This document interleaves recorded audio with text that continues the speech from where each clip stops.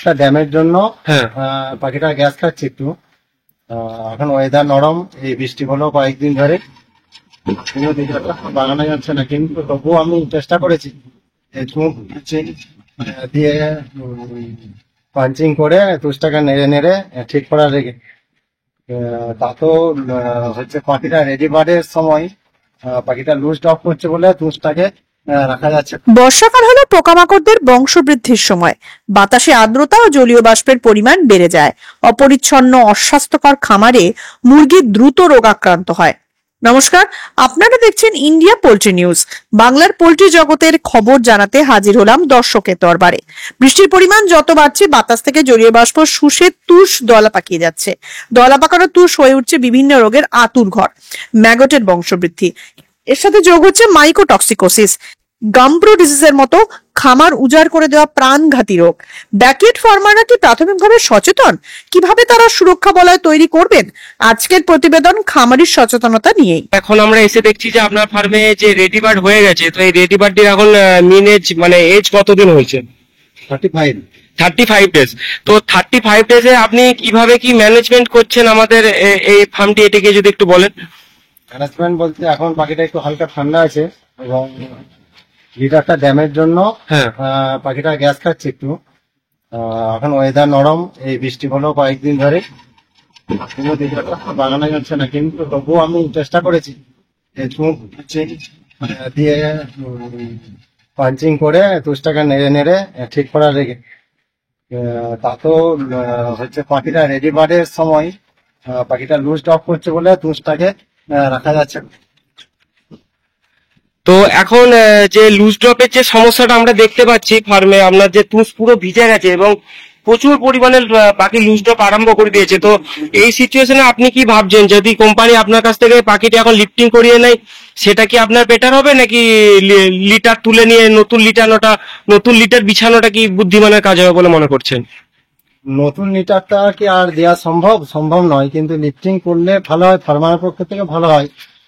তো 37 না হলে তো পাখি লিফটিং করবে না।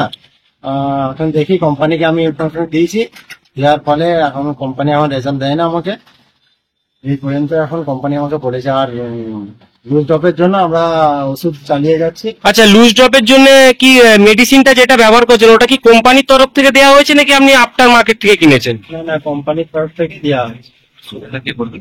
তো যে মেডিসিন চালাচ্ছেন কোম্পানির তরফ থেকে, জেম পোল্ট্রি ফিড, সেই মেডিসিনটার নামটা যদি একটু বলেন। আচ্ছা ঠিক আছে, একটু দেখান মেডিসিনটা। মেডিসিনটা দিয়েছে।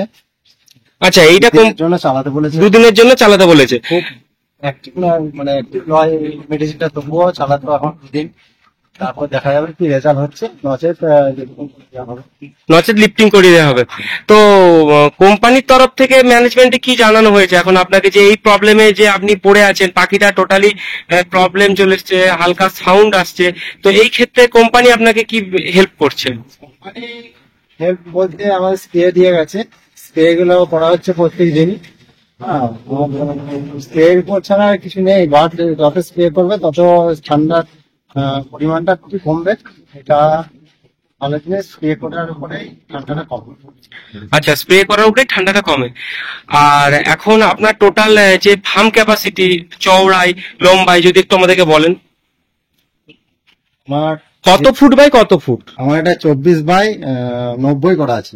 আচ্ছা, 24 বাই 90। আচ্ছা, তো 24 বাই 90 টোটাল পাখির ক্যাপাসিটি মানে বার্ডস ক্যাপাসিটি টোটাল কত আসছে আপনার? কোনো কোম্পানি দেওয়া হয় 1.5 1.6।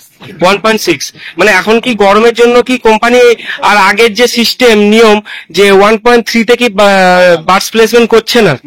প্লেসমেন্ট কোটা কি আবার রেজাল্ট হবে না, রেজাল্ট আনতে পারে না। আচ্ছা, আজকে আমরা ম্যাক্সিমাম ক্ষেত্রে দেখছি যে যারা খামারিরা আছেন ওপেন ফার্ম থেকে ম্যাক্সিমাম কিন্তু ইসিতে কনভার্ট হয়ে যাচ্ছেন। তো এক্ষেত্রে কি আপনি সেরকম কোনো চিন্তা ভাবনা রেখেছেন যে আপনার এই ওপেন ফার্ম থেকে ইসি ফার্ম করবেন?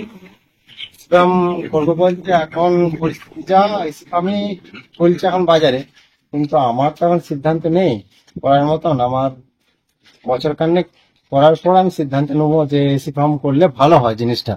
গ্যাস এবং অ্যামোনিয়া গ্যাস যে বাইরের ভাইরাস ইত্যাদি নষ্ট থেকে রক্ষা পাওয়া যায়।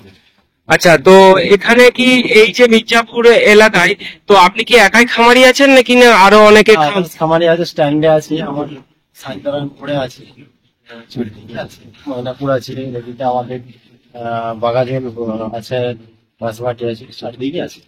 আচ্ছা, তো আমরা দেখতে পাচ্ছি যে আপনার ফার্মে যে টোটালটাই ডিঙ্কা সিস্টেম লাগানো আছে, এটা তো আপনার অটো ডিঙ্কার।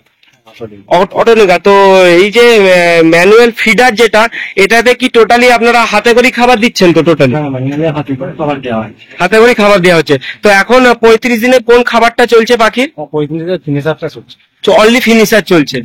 আচ্ছা, পোল্ট্রি শিল্পের এই ধরনের আরো আকর্ষণীয় ভিডিও দেখার জন্য আমাদের চ্যানেলটি সাবস্ক্রাইব করুন এবং ফেসবুক পেজটি ফলো করুন।